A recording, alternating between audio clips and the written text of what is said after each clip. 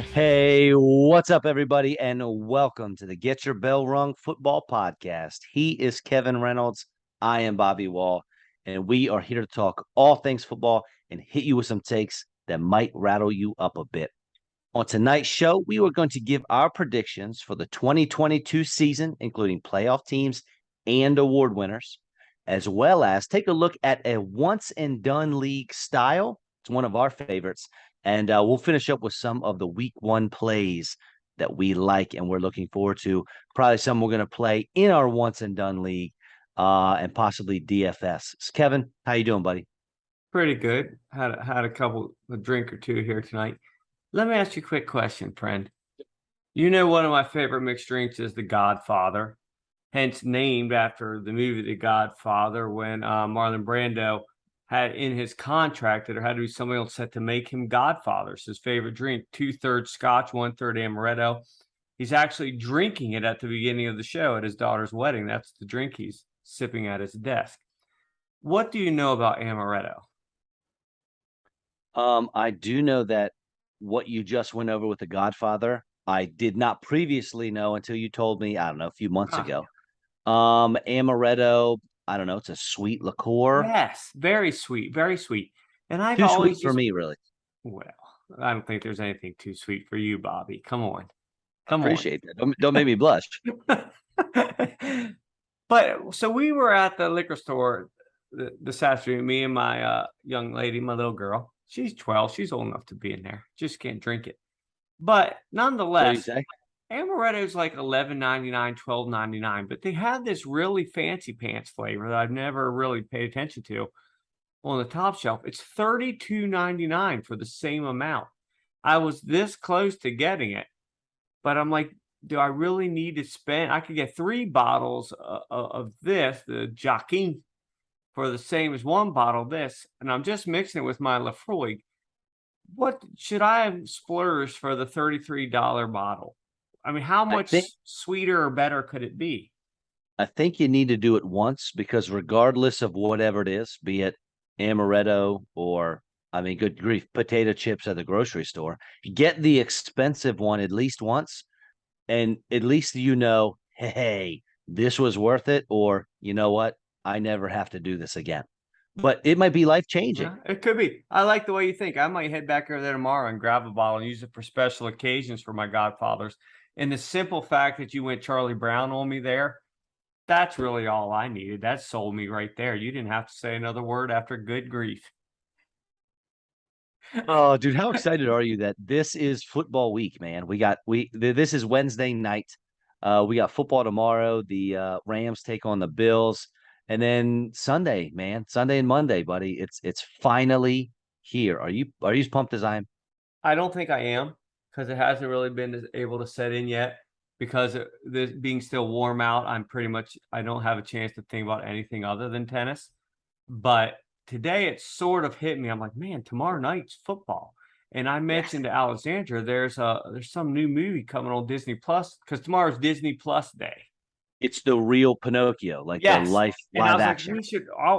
you should watch that tomorrow night. Well, she has play practice till 8. I won't be home from tennis till 8:45. And I'm thinking, well, we can watch it then. You can stay up late. And then after I tell her that, I'm like, oh, sweet Jesus. No, Tomorrow night's listen. Thursday night football. I can't be watching freaking Pinocchio.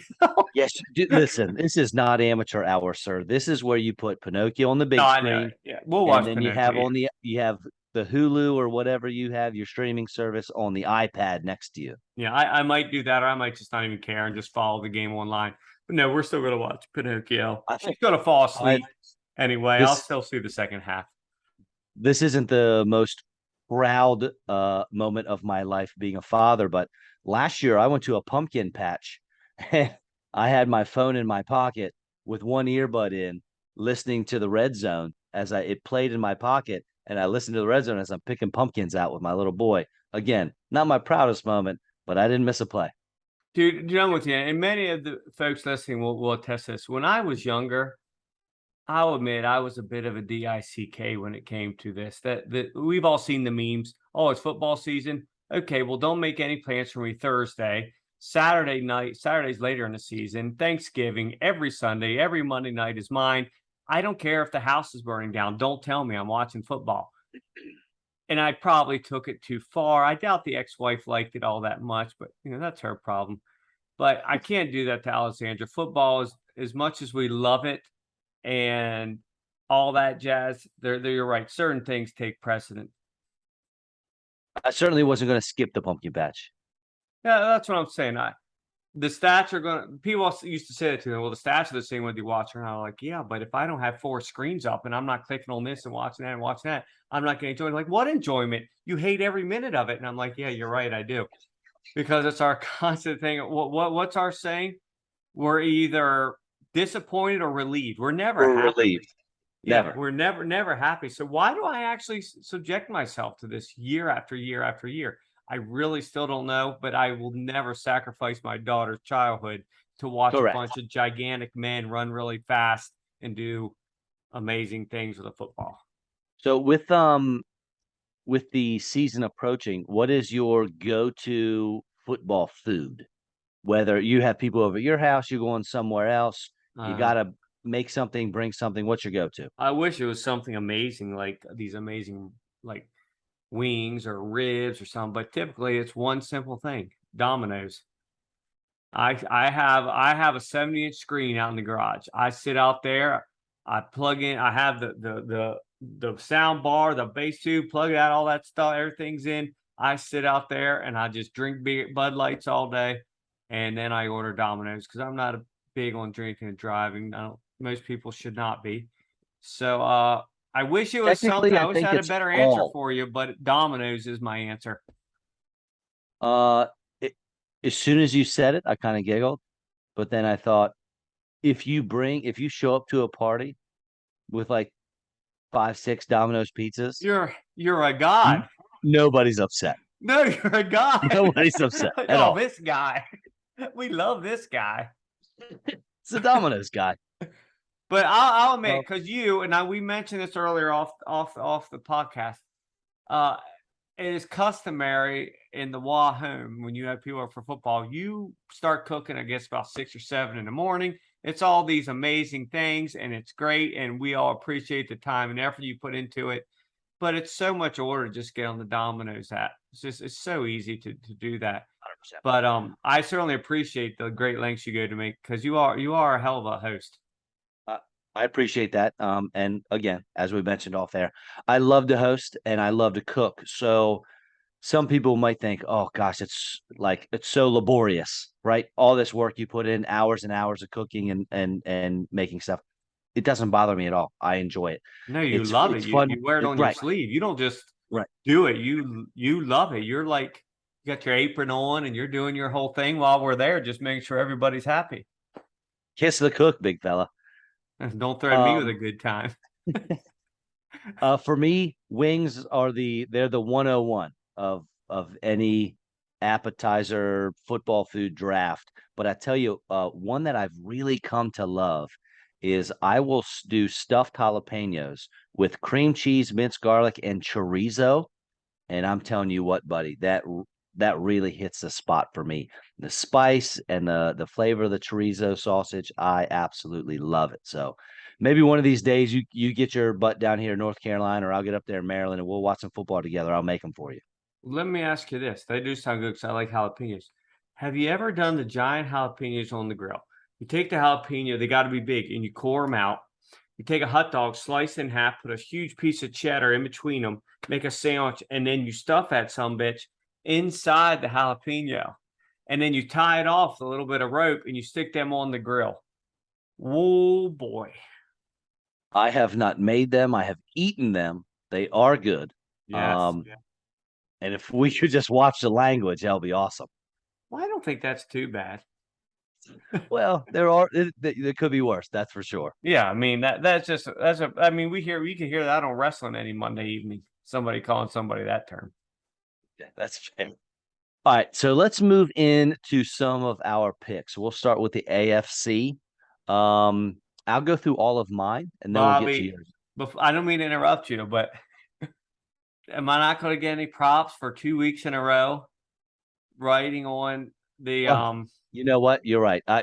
You're right. I apologize. I need to back this truck up. because unbelievably, Kevin not only looked at the show notes, but even typed some words in them. It Purple. is it's unreal. He color coded his notes. I mean, I know no one can see him, but it is just I'm proud of you, man. It's like you're Thank you. growing up right in front of my eyes. I knew you would be. I thought, it really hit a chord with you. So I knew that the color coding was really gonna, taking things up a notch or two. So I feel good about it. Yeah, you should. You Thank should. you. Thank you. So anyway, my playoff picks. The AFC East, easy pick. I got Buffalo winning it. The AFC North, I have Baltimore winning it. They could have won it last year, minus all of their injuries they suffered. The South, I have Indianapolis. The West, I have the Chargers, buddy. I've been ranting and raving about them all off season, so I can't leave them behind. For the three wild cards, I have Denver, Cincinnati, and Kansas City. So now you're up, sir. Okay, so I have Buffalo. I don't know that there's an easier pick There of isn't. the 8 divisions. Maybe Correct. Tampa Bay. Mm, it's not easier. No, it's I don't. about the same. Yeah. Correct. The North, I have the Ravens. Also, people we mentioned on here before, they were the number 1 seed last year at one point when Jax got sort of hurt and then definitely hurt, missed 5.5 games. Of course, they ended up missing the playoffs altogether. They've gotten better. The corners are back. The running backs are back. The only thing they lost was Hollywood. The draft was freaking sick. How can they not win it? Well, I guess since he could. But the South Indy, another easy one. I think the Titans are going to. You talk about a nosedive. I can see them literally going from the number 1 seed to. I don't even have them in the playoffs. Neither do you. Yeah. The West, I'm still going with KC until Andy Reid and Patrick Mahomes are proven wrong. I got it. I'm not saying that it's impossible. I'm just saying that I'm still going with them. Wild cards, Chargers, who I think they might even be tied with KC at the top of that division, and maybe 12-5 if KC wins a tiebreaker. And then I have Cincy, and my surprise pick. You had Denver. I put in the Raiders. Yeah, and that's the only difference that we have there is It that, is. and they're both AFC West teams. So Yeah, I really think they're which gonna. one's going to make it? The AFC West is sending 3 teams to the playoffs. It'd They be are going to send 3 teams. It's just yeah. which 3 teams. How great would it be if they sent 4? I know it's so unlikely because they've got to beat each other, but it would be the first time in NFL history that 4 teams from the same division went to the playoffs. I mean, it was impossible until 2 years ago. Right. So I guess that's not so crazy, but boy, that'd be something special. And to be honest, our NFC teams are actually there's only one difference. Again, we only have one team that's different.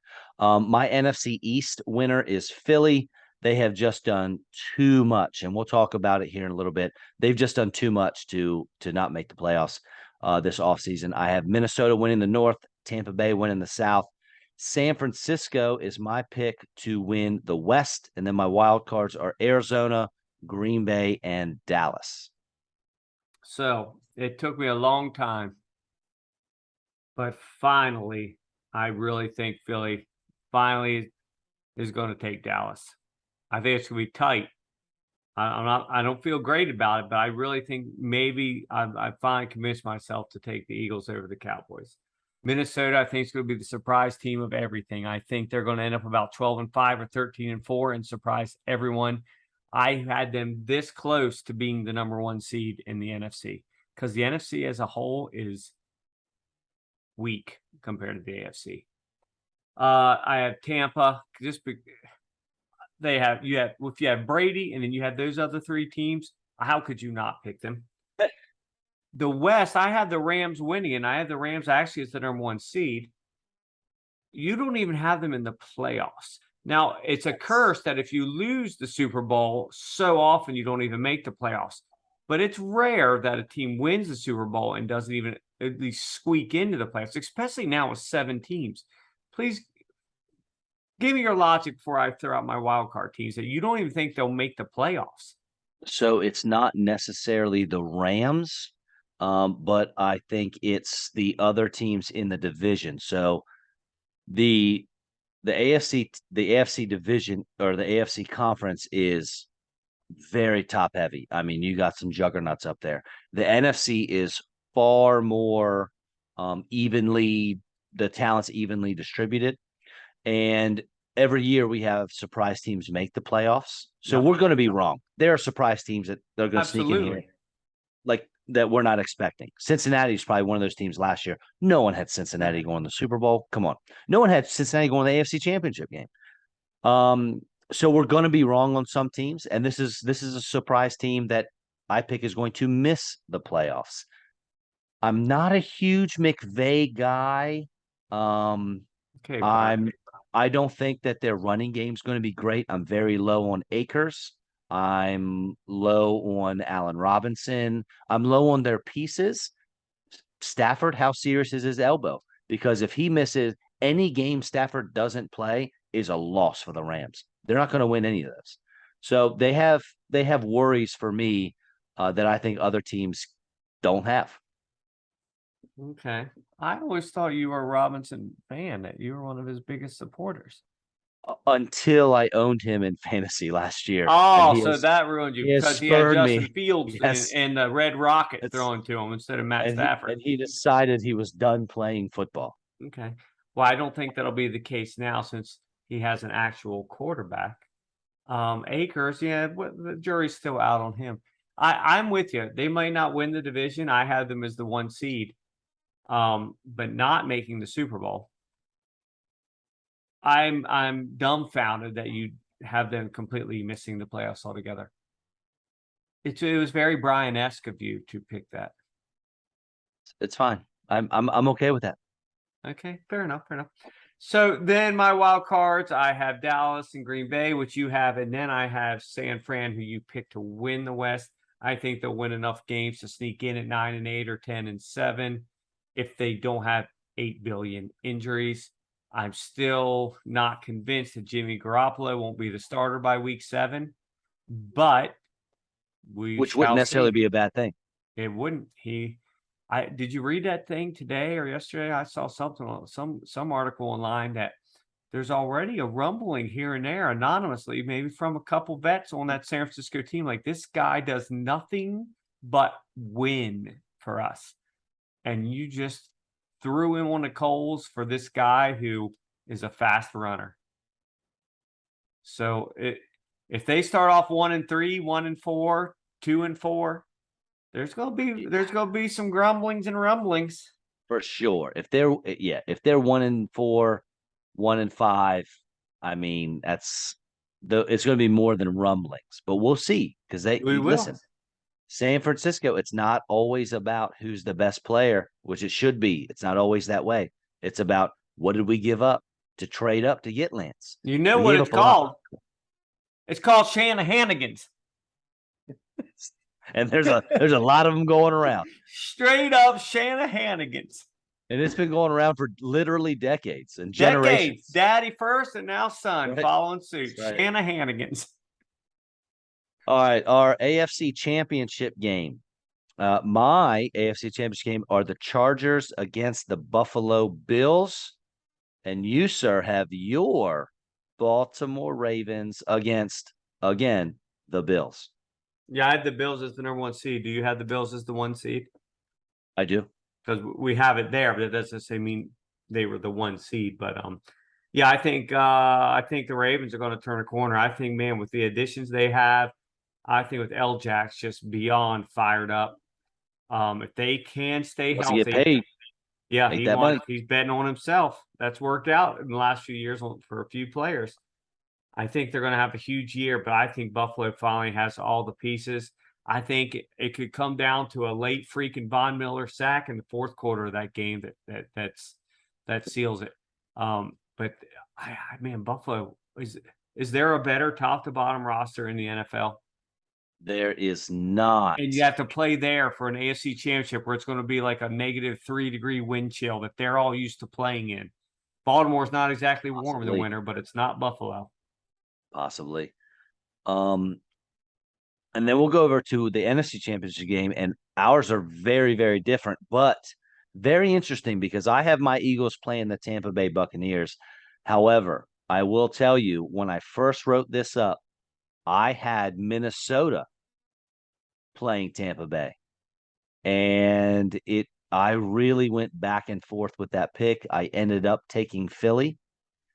You went with Minnesota against the Rams. So we are both very, very high on the Vikings. Yes, we are. Yeah, I was surprised with Philly. At first, I thought, well, he's a bit of a homer. Well, that's a lie. He's an extreme homer. But I could then think that, there's some substance to this. It's wintertime. Your best running back on your team, unfortunately, is your quarterback. That could work out. January football is about being able to run the ball. In Tampa Bay, I guess you're thinking that this could be this one last hurrah. Brady's going to go out with carrying that trophy. He's had one last hurrah 14 times. Yeah, but it's getting ugly now. Well, now that his personal life is starting to suffer for it, I think he's finally starting to feel like, you know what, maybe this will be the end. It's about that time. Yeah, because what did he say the other day? I'm 45, and there's a lot of shit There's a lot going of on. stuff. Yeah, there's a lot of stuff going on. Yeah, I get it, man. I'm 37. I feel you. Wait, dude, the only thing I flapped on was at one point I was going to put Rams at Minnesota, with Minnesota being the number 1 seed. I'm telling you, they're going to surprise some people. You believe it? We both believe the pipe. Nobody else wants to hear it because they hate Kirk. But this is a team with a real coach now. We're not playing 1967 football. And is there a better group of playmakers maybe in the league? I mean, they've got everything. Their defense is improved. Their Green Bay, who's owned the division for 15 years, is not the same Packers that we're used to. I really think, but ultimately I have Minnesota at the Rams. I did pick the Rams as the 1 seed. Yes. And then I have for my Super Bowl, I have the Chargers beating the Bills. They can't get that Buffalo curse, man. They just can't get it done this year. I have the Chargers playing the Tampa Bay Buccaneers. Unfortunately, my Eagles lose. And I find it interesting. Every time I talk about Philly, I get the whole homer thing. You have Baltimore in your AFC Championship game, and I let it slide. That's fine. Thank you. Yeah.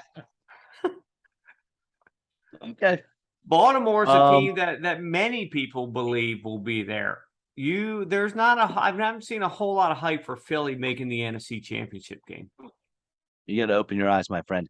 And I have Tampa Bay being the Super Bowl champions. Tampa Bay's taking down Justin Herbert and the Chargers. As much as I hate to see it, I think he gets one more ring and then he walks off into the sunset and hopefully gets his wife back.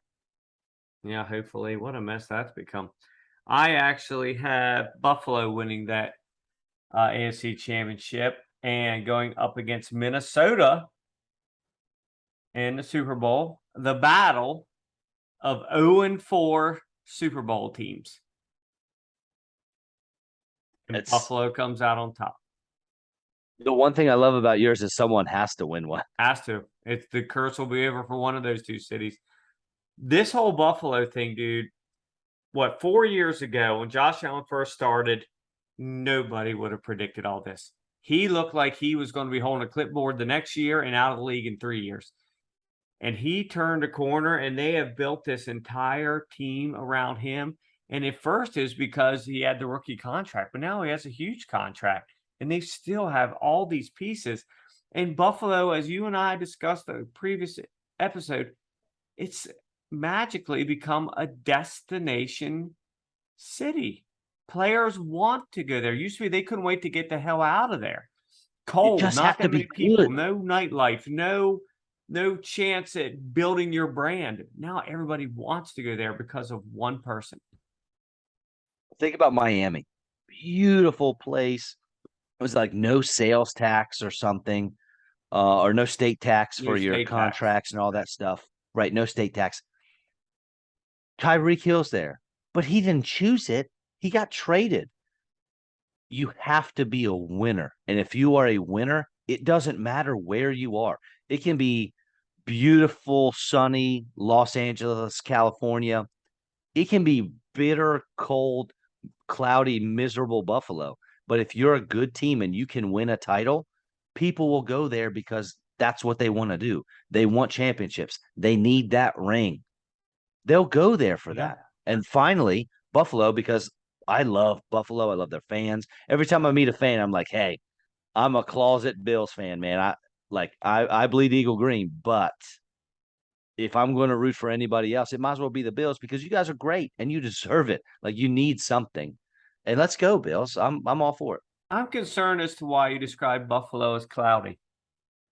Is it considered a cloudy city? I don't know that that's true. It feels miserable. I mean, Does it? it's so cold. It's rarely, I mean, usually when I think cold, I think cloudy, and Buffalo, I think spit and snow and sleet and Windy? gross. Yeah. Yeah. Fair enough. Fair enough. Did you see that Von Miller went so far as the other day? He wrote out this like essay to the Bills Mafia, explaining why he went there, what he's going to do, what he expects from himself, what he expects from them, and that together they are going to dominate the NFL and win the Super Bowl. Because you're right, he's a winner. A lot of people said he's a bit of a sellout last year. Well, guess what? He got traded. It's not like he signed there. He chose to go to Buffalo. He could have made more money elsewhere because the dude wants to win. And some people say, well, he's going to this great team. Like, yeah, if they haven't won crap. You made the playoffs a couple years ago. You haven't done anything. It's not like he's going to a team that's already been there. He wants to be no good there and be the last piece. They just get better year in and year out. The thing is, though, sooner or later, these players are going to expect money, so they need to win. Where Minnesota's an up-and-comer, Buffalo is there now, and they are now, it's no longer, boy, these guys, they're going to make some waves. Well, they're expected to win the AFC. I don't know. If it doesn't happen this year, next year is it because it's going to blow up after that. Oh, yeah. Players, everything we just talked about, players are going to be like, ah, man, like they're pretty good. They just can't make it happen. So maybe I won't go there. This is their window. Reverts, they're in it. They're in it. Yeah, so I had Buffalo beat Minnesota in a high scoring Super Bowl, something like probably like 38-35, come down to the end, whoever has the ball That'd be left. exciting. I would freaking love it. Two teams from small markets that have really built up from their own team. They've added some pieces, but have really drafted well. And oh man, it'd be great for the NFL, man. They could really sell that. That Super Bowl would be a win-win for me. Oh yeah, I would. I mean, I'd be loving it. I wouldn't care who won. I'd be happy. All right, my MVP is Justin Herbert. Yours is Josh Allen. obviously makes sense. My offensive player of the year is Christian McCaffrey. Yours is JJ, Justin Jefferson. I don't trust McCaffrey to be on the field long enough. well, that's what I'm banking on. My defensive player of the year is Nick Bosa. You changed positions because Nick Bosa is obviously a defensive end, and you went linebacker position. Yeah, I think Micah Parsons should have won it last year. The only reason it is Maybe because they didn't want to give it to a rookie. you might be right. Honestly, when you look at the overall stats, he should have won it. Was it Lawrence Taylor that they did that for? Was he like the last dude? He might have been. I And think that he was was just rookie of because the stats were so skewed, they didn't I have a could be choice. wrong, but Yeah, that's the thing. They don't want to give it. They don't want to give that to a rookie. they don't always do stats though. I am still hung up on like 12 years ago. Toby Gerhart should have won the Heisman and not Mark Ingram. Mark Ingram won it because he went to Alabama. Toby Gerhart went to Stanford. If you look at the stats, Gerhart was way better than Ingram. It's not always stats, like you just said. He had the It's stats. not said, but stats in general in the NFL, there's only 32 teams, and there's everybody plays pretty much everybody. In the NCAA, Stanford's still a big school. It's not like there's but it's not quite the Boise SEC. State. We can pretend it is, but it's just not. Offensive rookie of the year, we have both pivoted. Before, over the summer, we were all on Sky Moore. He was both of our picks. And Yeah. now neither one of us picked Sky Moore. I have Traylon Burks, wide receiver. You also have a wide receiver. Yeah, Chris Olave. I think he's going to play a lot. I think Michael Thomas's best days are far behind him. I think he'll probably be hurt by week 3. And we both know Sir Jameis loves to chuck the rock. It's going to be, I honestly believe Olave will be top 10 in targets in the league at the end of the season. That's bold. But if you actually feel it, then maybe not bold for you, but I think generally that's a bold statement. Who else are they And going to throw to? I know if Thomas goes out for sure, that's him and Kamara. They'll just Yeah, be that's it. there's Yeah, yeah, yeah. Your number 2 targets on yeah. your team is going to be your starting tailback. Yeah. And Traylon Burks was my number one receiver coming out. I thought he went to a great spot. And I told you this before the show. Now hear me out here. This has Jamar Chase feels where when Jamar Chase was coming out in fantasy drafts, he rarely went before rounds 5, 6, 7, he even fell into the 8th round because well, he doesn't have he can't run all the full route tree. He can't catch a pass. He dropped, a ton of balls in the preseason. Well, the talent found a way to rise to the surface here. And Traylon Burks was my wide receiver one coming out in the draft. So I think that's going to happen. He is in a beautiful place to be the number one target in Tennessee. Defensive rookie of the year. I went with one of our guys, buddy, Sauce Gardner, corner from the Jets. And the reason did you see his stats for the preseason? Mm-hmm. Yeah, It's like he never left college. I think there's some. I'm not even Like sure the dude was targeted. I actually read a thing today that he was targeted a grand total of 0 times in the preseason. He didn't have to defend a single pass. Can't even throw at him. No, not That's a Darrell single. Revis. He's going to get 0 stats, but That's be why he's not going to incredibly win like it. Revis. That's why he's not You going to think win it. you think so? I Yeah. mean, Darrell Revis, I'm pretty sure he got a defensive player of the year Yeah, without but doing he was anything. an established dude. That was different. He was already Revis Island. By the time he actually won it, he was already known as Revis Island. The problem with picking corners to win is they've got to get picks. They just have to. Because sports writers are a Definitely a bunch of gamble on my stupid part. old men who don't have any idea what they're watching, what they're doing. They're just stupid old men who look at nothing but stats. They have no clue what's going on. They don't understand the impact that a guy like him he is going to have. So because he's not going to have a big stat line, he's not going to win it. And So I that's had why Aiden Hutchinson win it because there's a guy that's going to have a stat line. our two favorite guys, right? Our two favorite defensive players Absolutely, in the whole Connell draft. draft. They're the two defense guys we wanted to go 1 and 2. I wanted Sauce first. I think you wanted Hutchinson first, one, right? I did. Yeah. I did. Yep. So I had them going 1 and 2. Sauce, my boy. I remember it was early, like late winter. I was like, have you actually watched his tape? And you're like, I haven't really watched it, but I heard about him, know about him.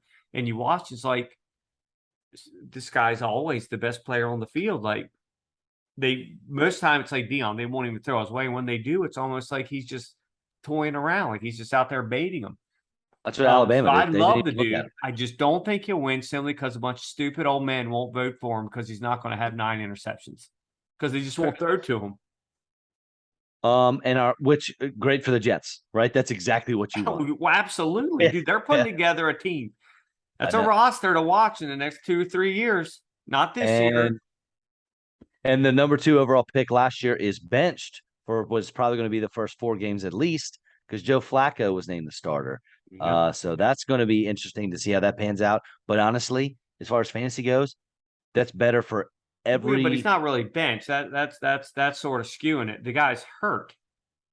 Correct. I mean, he had surgery. I mean, what that's not really being benched. Beat writers have come out and said this feels like a benching. Well, they can say that, but that's Garrett Wilson. It's not completely true. The dude is hurt.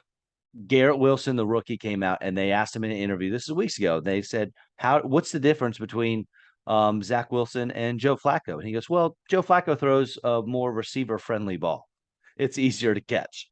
Well, the only thing tell me you want Flacco to be the starter without telling me you want Flacco to be the starter. I have Flacco always have a special place in my heart. He really will. Obviously. But it's not 2012 anymore. And if you're slanging Joe Flacco out there every week, she's going to be a long season. I mean, I don't know what else to say. The dude doesn't even deserve to be on a clipboard anymore, let alone starting. So more power to you, Jets.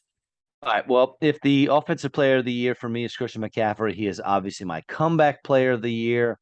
Yours, and here we go, Homer. Oh, yeah. It really is. I knew you would say it immediately, but I really think Dobbins is going to have a big year. I think that offense is going to click like it did 4 years ago. and I think he's going to be a huge part of it. The dude's hungry. He's pissed off. I'm pretty sure if he saw Ian Rappaport, he'd beat the living hell out of him. Not happy. So I think it was him. Yeah, it's Yeah, Rappaport that he's I'm after. pretty sure. Okay. Yeah. So yeah, And I then my really coach, think he's going to have a huge year. he's talented, man. He's for sure. My coach of the year is Brandon Staley, head coach of the Chargers. Makes sense. I had them in the Super Bowl. Your head coach of the year is Sir Kevin O'Connell, first year in Minnesota, going to take a team who's been middling for years and take them to the Super Bowl. well, that'll do it. And my Yeah. executive of the year is, and this is our last one. Executive will be Howie Roseman. And this has nothing to do with Homer Pick because he has made some serious moves this Yes. offseason, whether it be through the draft, acquiring AJ Brown, drafting Jordan Davis, and Nakobe Dean in the third round. I still can't get over it. There's got to be something up with that. And then I forget they signed James Bradbury. They signed Hassan Reddick. Like it happened so long ago that you forget about the free agent moves that were made. And then just recently, he finagles. We get a draft pick for JJ Arcega-Whiteside, and then we trade away Jalen Rager, and he uses those picks to finagle away to cut Anthony Harris, our starting strong safety, and signed what was it, Chauncey Gardner Johnson Yeah. from New Orleans, and he's going to roll in there and be the new starting strong safety. And that dude is nasty. Now he's one of the He five brings best in the league. he pops people, man.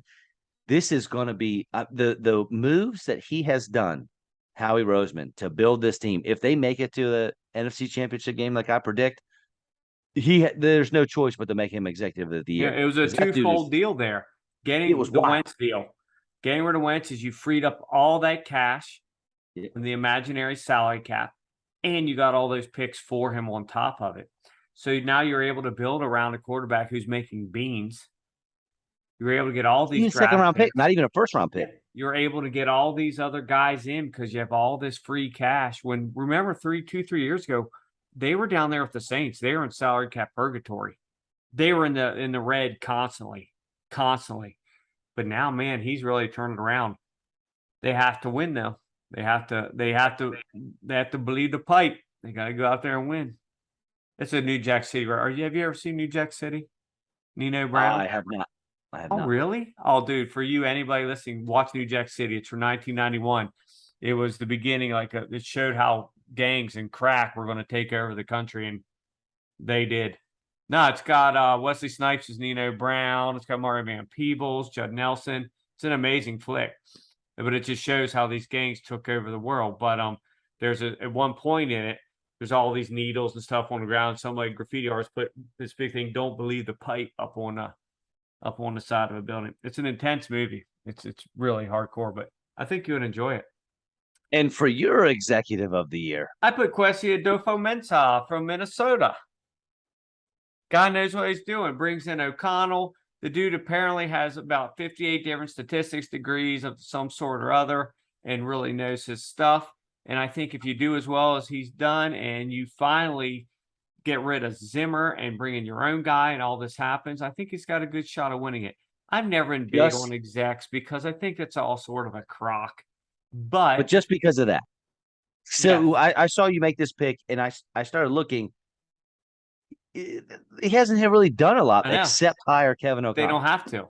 That's the Okay. thing, because a bunch of All right. stupid old men make this pick, and the team that wins a lot, that wasn't winning a lot, wins. All of a sudden, he looks like a genius, and they hand you an award. Because the fact is, over the last 20 years, Bill Belichick should have about 17 Coach of the Year awards, but they're not going to do that. So these awards are all just sort of bullcrap and politics and stupid old men making terrible decisions.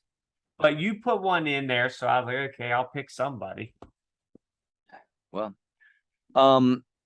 now before we move on to some week one plays that we like, let's talk about a league setup that's not extremely popular, but one that we absolutely love. One that we do together. Some people call it a one and done. Some people call it once and done. Kevin, go ahead and explain this league setup that we do. So I It's call it it's I call it it's one. coming. it's once and done. So do I. And it's become arguably my favorite way to do fantasy football It's because it's so different and it's so wild. it's mine too. So I think I wouldn't say it's not necessarily popular in the sense that people don't like it, but that it's so new that a lot of people don't even like. Even now, when I tell people, like, "What are you talking about? I've never heard of that." So Right. you and I were invited to a league 2 years ago. Mhm. We decided to do it together. Or actually, you were invited. A guy that you knew invited you, and you said, "I'm not sure about this. I got these other leagues. Let's do this together." I was like, "Sure." So we do this. We realized from the beginning we're going to crush people, which we did. We won the league fairly easily. That Kamara play, oh, that was glorious. Nonetheless, this is a league which I now run my own, and we'll talk about that in a moment here. Hopefully, we can get a couple listeners in. So you can play any one player, any 1 week you want for the entire season. One quarterback, two running backs, three wideouts, a tight end, a kicker, and a defense every week. If you want to play Patrick Holmes in week 1, you can, but you can never play him again. Not even in the playoffs. Not even in the playoffs, which our playoffs then are the last 4 weeks of the regular season, including the 4 very weeks. last week, week 18. And say it again, it's last 4 weeks are Last all four playoffs. weeks are the playoffs 15, 16, 17, 18. You're thinking, what's with these gringos? You don't want to have week 18. There's all kinds. Nobody's playing. These weirdos are playing. This backup of a backup's playing. Well, guess what, homeboy? That's what factors into it so much. You might have saved Patrick Mahomes all year, but guess what? He's not playing in week 18. So now you're throwing out Justin Fields just because he happens to be playing. So what happens is the first 14 weeks, you're doing this every week. Again, keep in mind, you play somebody, you can't play them again. The top half of the teams in the league make the playoffs. Only to say you had 20 teams, 10 make the playoffs. The other 10 are just done. There is no more. It's over. Move on with your lives.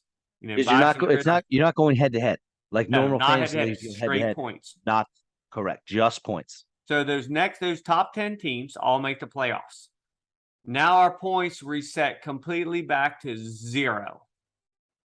Unfortunately, your players do not. You played Dalvin Cook, he's gone. So the championship is then cumulative points from weeks 15 through 18. Winner take all. You win it, you win it. High points wins. So we pay you pay usually like the top third of playoffs. But so tell me what you think about it. Based on that. I love it. One thing it does is it keeps you so focused. If you don't play daily fantasy, you can sort of in and out through the weeks, kind of pay attention, kind of not. This keeps you hyper focused every week because you have to decide, is this the week I play Josh Allen or not? Is this the week I dip and say, hey, maybe Trevor Lawrence is the play here? And it's wild because there's so many different strategies to use in this type of format. And one for me is I do my best to save all of my good players for the end of the season. And you can attest, I did this last year Yeah. where by the time Albert Leach, the guy we had on last week, commissioner of my one league, him and I managed a team together. By the time we got to the playoffs, we had 4 weeks to go and we had like 7 stud quarterbacks to play. And when it came time to that, it was like we didn't have any quarterbacks to play because we didn't know who to pick and when to pick them. We wasted some of these big name guys. Now we won the regular season, but we did not win the championship because we couldn't decide on which quarterback was best to play at that time. It sounds silly, we had too many good players at the end, and we didn't play them on the right weeks. And that's how it worked out. And it's such an awesome and engaging way to play fantasy football. It's again, I said this before, but I love it. It's amazing. So I was in the same boat. I pretty much knew I'd make the playoffs early. So I started about week 7 or 8. You start mapping out your playoff players. You're not even sure if you're going to make it. I was the same as you. I ended up with too many good players left.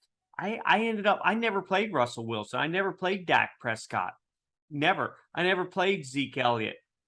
So many players that they just never made my lineup. because you end up with, you hope to have too many. So it's crazy. And even then, it's so much luck. I had a couple huge weeks in the playoffs. The final week, I had Jonathan Taylor and Dalvin Cook. I had saved them all along. I had them paid for that last week. They got 19 points between them. Devin Singletary, Rashad Penny had like 53. Yeah. Right? So there's all these surprises too then in week 18. You never know. And I had those guys left. I never played them. I should have just played them knowing everybody else would. So I ended up winning our league last year. I beat Whitey by 3.4 points, who was on last week.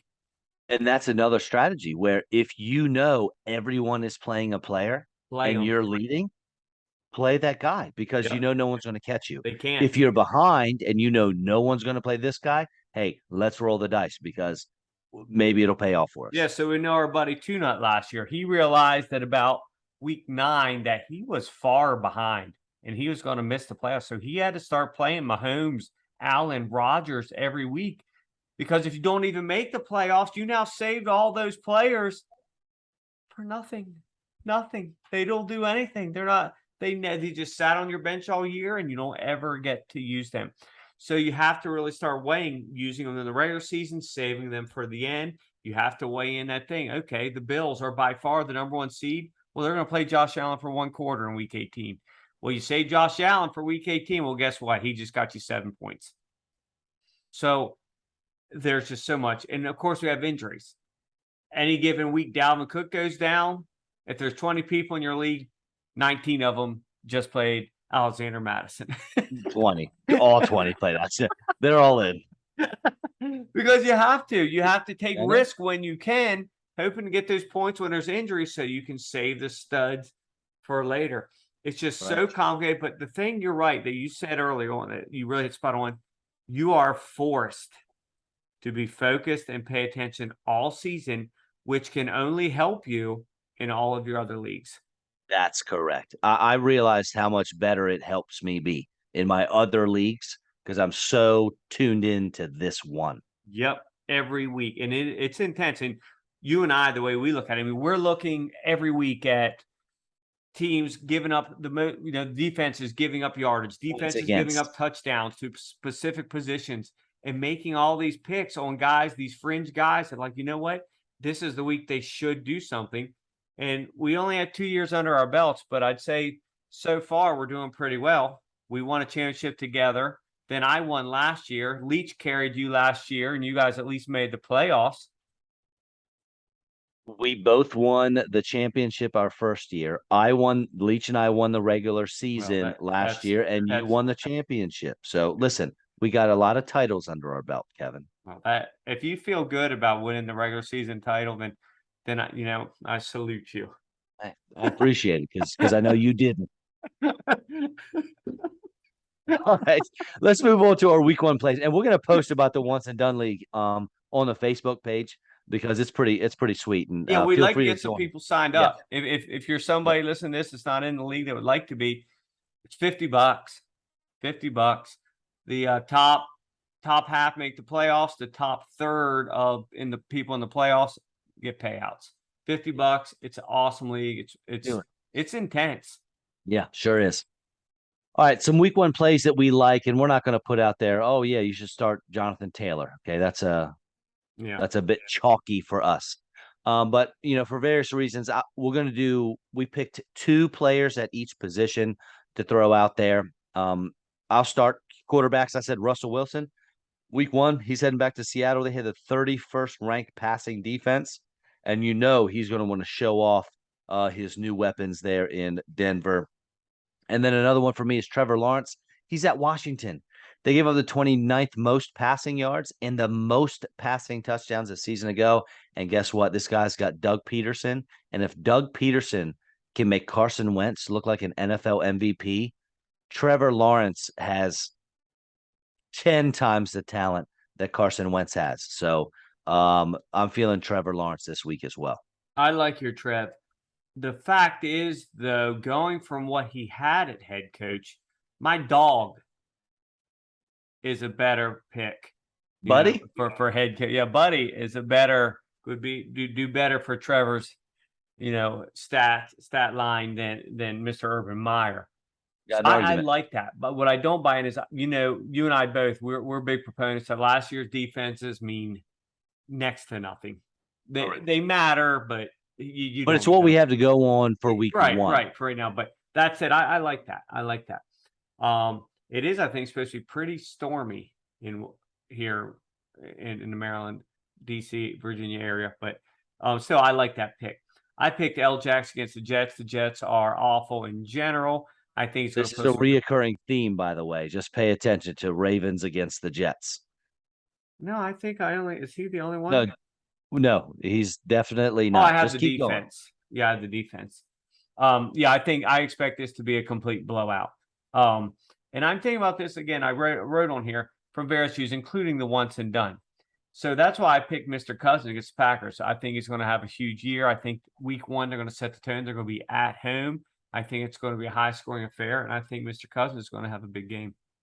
A lot of people think Green Bay's going to have a great defense, so we'll see. That's an interesting one for me to look at. Moving on to the running backs, I have Eli Mitchell at Chicago. The Bears were 23rd against the run last year. They lost Khalil Mack, and I know he's, a pass rushing specialist, but he's a stout guy, and you got to account for him no matter what. He is no longer there. And honestly, the Niners should be able to win pretty easily. Yeah. So they should be able to run the ball a lot. And another guy I have, back to the Ravens, Mike Davis. Again, they're at the Jets, who are 29th against the run. They give up more rushing touchdowns than any NFL team on planet Earth last year. So Here we go with the planets again. Who gave J.K. up the Dobbins, most I did on that for you. Mercury last year? I did that for you, Kevin.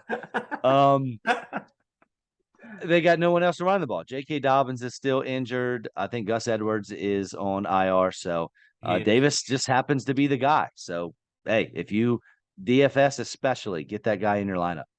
Yeah, Mike will play some. I think it's looking, man. Some of the things I'm reading today, some of the beat guys out of Baltimore are really thinking Dobbins might play that game.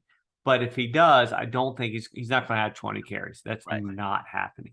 Right. And who else? Don't they have Drake there now? Kenny and Drake, yeah. But listen, if Las Vegas didn't want him and nobody else wanted him, Mike Davis is just awful. It's tough to argue. He is, but you're right. If there's a game this year that Mike Davis is going to do done, well, buddy. this is it. Sign me up for Mike Davis week 1. 100%. I picked Antonio Gibson versus Jacksonville. They're awful. Brian Robinson obviously is on IR for 4 weeks. Looks like his recovery is going well. They said he's off crutches now, and there's a chance he's playing week 5. I imagine they're going to ease him into it, but I'd say by week 8, 9, he'll probably have the bulk of the carries. And I picked Rashad Penny against Denver, not because Denver doesn't have a good defense, because they are stout. But what else do they have? They're going to have to run a lot. Ken Walker is not going to be playing week 1. Penny's going to get all the carries. He's going to have to put up some numbers. I hear you. Penny's it's a struggle for me simply because of that Bronco defense. Yeah, they're tough. I do love Gibson against Jacksonville, though. You can't ignore that. Wide receivers.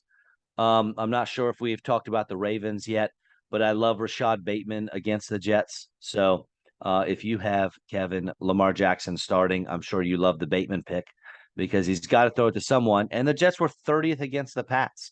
Against the pass. And Lamar Jackson, he's got to take his new wide receiver one out for a spin.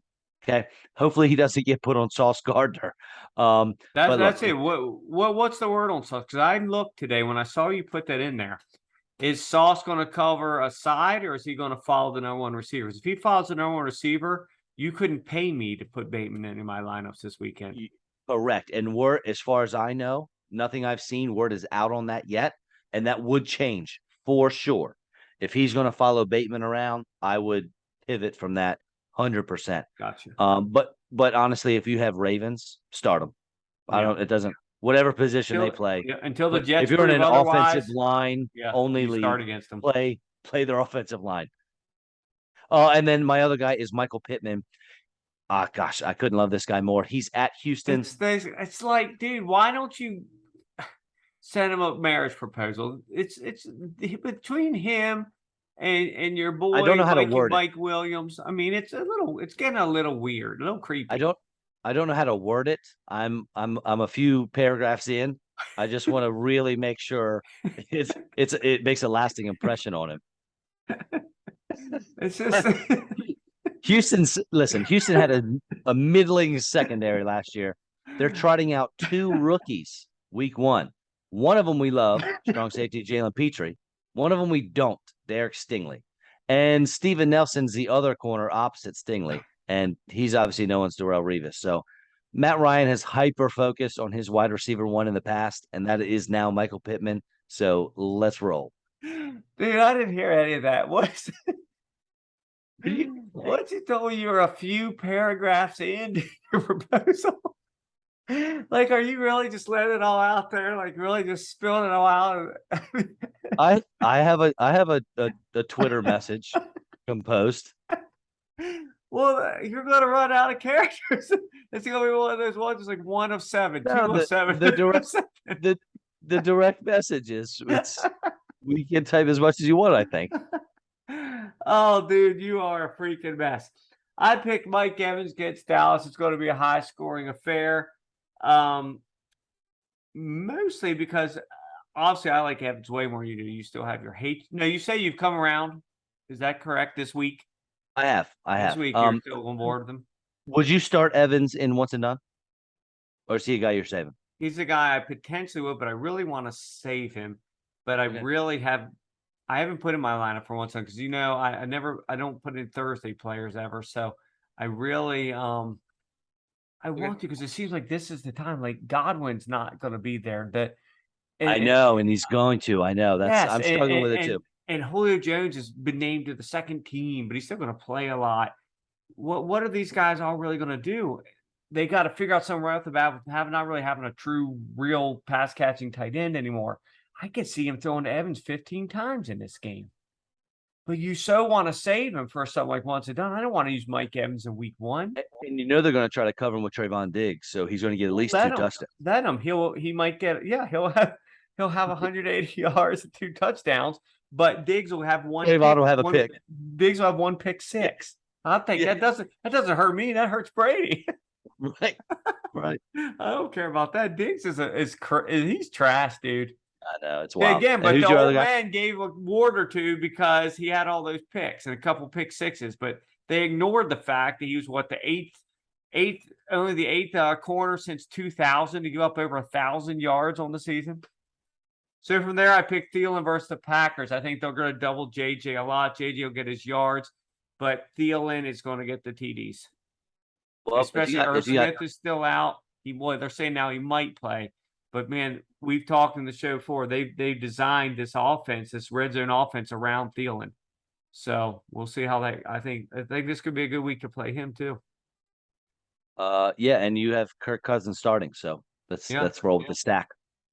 For me, for tight ends, I have Pat Freiermuth against Cincinnati, and no one gave up more points to the tight end last year than the Bengals. Pittsburgh also has a new quarterback who he's going to be looking for a pacifier. He's going to be looking for that guy that's close to him, over the middle. You know, he's going to take some shots. He's willing to air it out more than Ben Roethlisberger did last year. I know he's got Deontay Johnson, but Freiermuth is going to be in his face, and it's going to be easy. Freiermuth may end up with 8 catches for 42 yards, right? And no touchdown. It may not be really pretty, but it doesn't have to be pretty to get you points. And then my other guys, unfortunately, TJ Hockenson against Philly.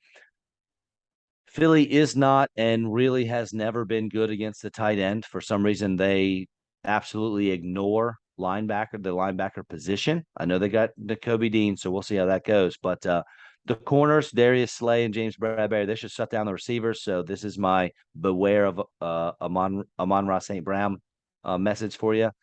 Goff, dude, he might have to pepper Hockenson with double-digit targets all over the field, all the time. So, and I'm assuming the Lions are going to be playing from behind, given the Eagles' improvement, hopefully on offense and defense. So Hockenson might be my number 1 play for tight end this week. Where is that game? It is in Detroit. Okay, gotcha. So I have Schultz versus Tampa, with Gallup still on the mend and CeeDee Lamb really their only real guy to throw to. I can see Schultz throwing us some numbers. Some numbers. Dak loves throwing to him. Tampa's again another team not good against the tight end. And then this is one of those ones. It's like you throw out there Kyle Pitts because everybody could play Kyle Pitts any week. But again, Right. this is one of those weeks like you're playing a weak D. Well, a team that actually had D that was good, but I think they're going to have a little fall off a cliff this year. I think it might be a high scoring game. Drake London is just coming back from injury. How much are they really going to use him? This is like the only guy on the field anybody's ever heard of. And we've heard of the other guys. But as far as a fantasy world, Pitts is the only guy on Atlanta's on the field for Atlanta that anybody would put in the lineup, a starting lineup. Am I wrong? Very few, Who else would you very put few in? people. Yeah, very few people are going to be starting Cordero Patterson or Drake London. I know, like they're talk of the town. At least Drake London, big rookie receiver. But He's coming are off you injury. He feeling? just started practicing again. Are you feeling comfortable? Put him in your flex. I'm No, I'm certainly not. not. That's what I'm saying. So if there's a week where, yeah, of course, obviously a once and done type league, you want to save Pitts for the playoffs. But man, is he maybe going to have a better chance this season? I It's hear you. tough. You're just so torn. Oh, and you said something there I want to hit real quick.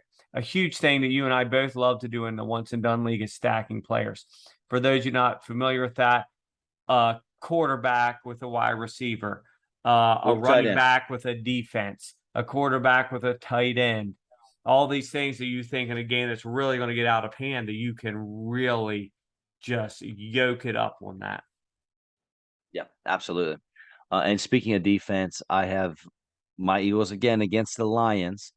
That defense is beefed up, buddy. They got Jordan Davis, Nakobe Dean in the draft. Again, we'll see how much Nakobe Dean plays, but Jordan Davis will definitely be out there in the rotation.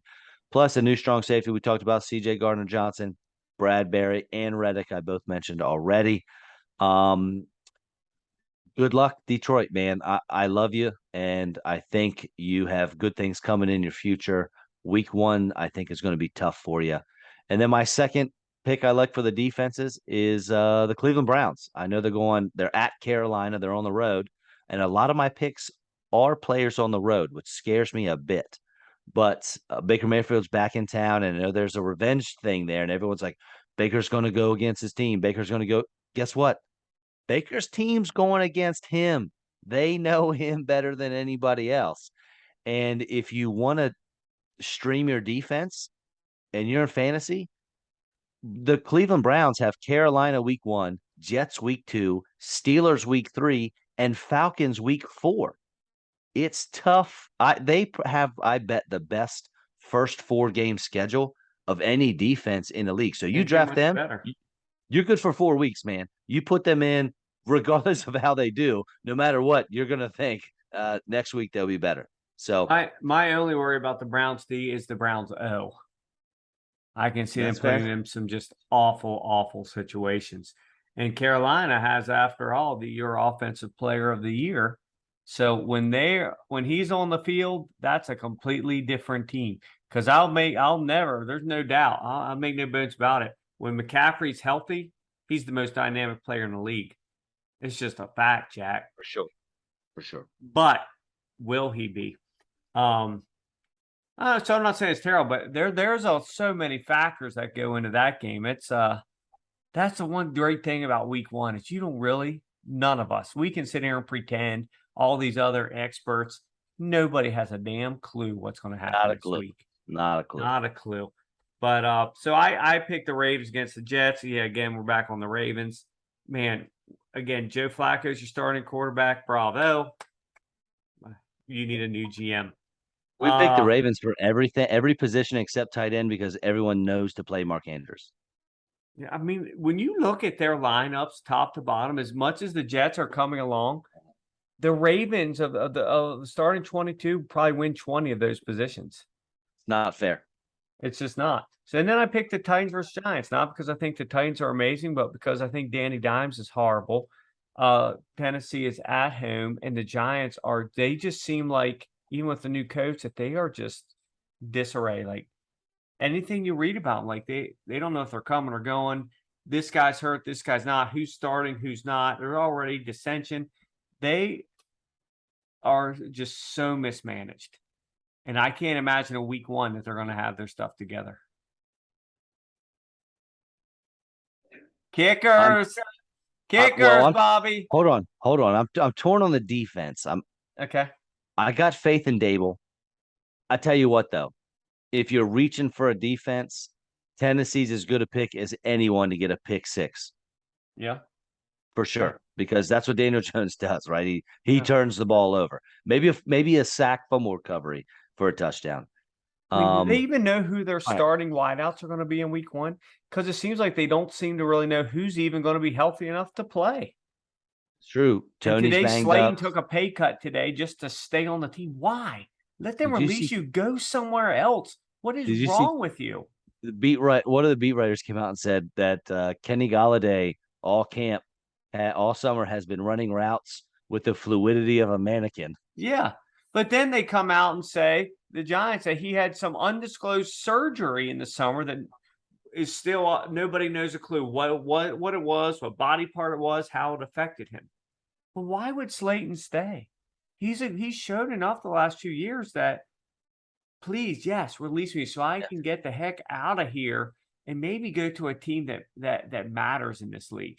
He's Tim Patrick for the Giants, right? He's a good player. So why would you want to stay in that mess? If you go to the Chicago Bears, you're borderline the wide receiver one. Yeah. You can definitely battle definitely number two with our boy Vallis. He's definitely number two. I'm pretty sure his name's Vallis. I call him Vallis. Well, you also say Etienne or whatever. I'm always going to call him Etienne. Okay. And as you were very excited about kickers, I pretend that they don't exist. You did pick two kickers, so go ahead and explain that. Of course, we love kickers. They get valuable points. As many as your 38th flex player, which are completely dart throws as well. I picked Daniel Carlson because Daniel Carlson's a good kicker, and they're playing at the Chargers. It's going to be a high-scoring game. And then I picked Greg Joseph versus Green Bay because, again, I think it's going to be a high-scoring game. And I like to pick kickers who play for teams that score a lot, particularly ones like the Patriots who move the ball but can't score touchdowns. Before we get out of here, one thing I worry about is J.C. Jackson, the Chargers. He's not playing. He's hurt. That's correct. He's still working his way back. And that worries me because they're my pick to make it to the Super Bowl, right? I need them to do well. I read something about him today. What was it? That he's not playing in week one. Okay. That's what you read. Yeah, but I don't think that's expected to be a long-term deal, is it? Well, correct. I don't think it is, but with any injury, how do we know? Obviously, it helps when he's on the field, but they're pretty stacked without him. They are. You're right. They are, for sure. So all you can do in the NFL is make do while you can, and hopefully the studs come back and you improve a little bit. But I don't feel too bad for them. They got a pretty deep roster. Anything else for you, sir? No, I think I'm good, brother. I think we covered everything we wanted to hit. Should be an exciting week. It'll set the tone for a lot of other things, and we'll see how serious. If you are somebody out there who would like to potentially join our Once and Done League, hit us up on Facebook, send something, and we can go from there. Definitely. Thank you all for listening. As always, our tunes are by Flatline. Please check us out on Spotify, YouTube, Facebook, and Twitter at GYBR_podcast. Again, that's at GYBR_podcast. Kevin, you're the man. I appreciate it. Thanks again. We're out. I appreciate your honesty. See ya.